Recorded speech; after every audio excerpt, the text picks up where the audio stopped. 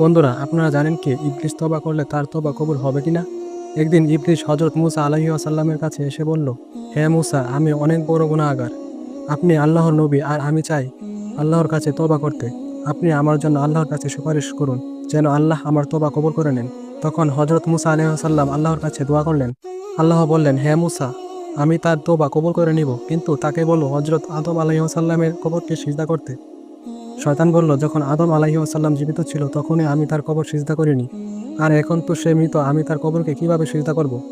অন্য আরেকটি হাদিসে এসেছে, শয়তানকে 1,00,000 বছর জাহান্নামের আগুনে পোড়ানোর পর আল্লাহ তাকে জাহান্নাম থেকে বের করে বলবে, যদি তুই হযরত আদম আলাইহিসসালামকে সিজদা করিস তাহলে তোর গুনাহ মাফ করে দিব।